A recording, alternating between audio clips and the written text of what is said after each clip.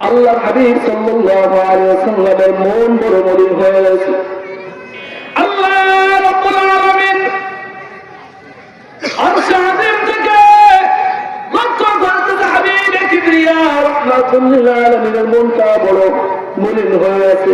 আল্লাহর হাবিবের মন মলিন হয়ে আমার আল্লাহ সহ্য করতে পারে না, এই কষ্ট দেখতে পারে না।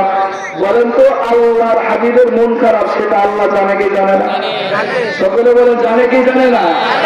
ইন্নাহু আলিমুন বিযাতিস সুদূর।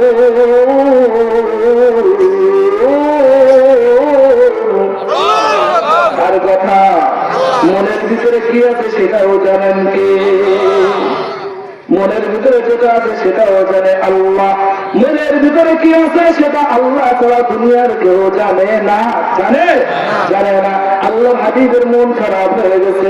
আল্লাহর হাবিবের মন খারাপ থেকে আল্লাহ রাব্বুল আলামিন জিবরাইল আলাইহিস সালামকে বাধা দিল। জিবরাইল যাও আমার দোস্তের কাছে যাওয়া, দোস্তের মন খারাপ কেন? দোস্তের মন খারাপ থেকে আল্লাহর বড় কষ্ট লাগা শুরু হয়ে গেছে। এবার আল্লাহ জিবরাইল আলাইহিস সালামকে পাঠানোর সাথে সাথে জিবরাইল আলাইহিস সালাম বলতেছে, ইয়া রাসূলুল্লাহ, হাবিবাল্লাহ, আপনার মন খারাপ কেন একটু বলেন তো। আল্লাহ রাব্বুল আলামিন জানতে চেয়েছে। আল্লাহর নবী সাল্লাল্লাহু আলাইহি ওয়াসাল্লাম বলতেছেন, ও ভাই জিবরাইল, আগের জামানার উম্মতেরা হাজার হাজার বছর হায়াত পেয়েছে, শত শত বছর হাজার হায়াত পেয়েছে। আমার মাত্র 50-100 বছর হায়াত পাবে। এত লম্বা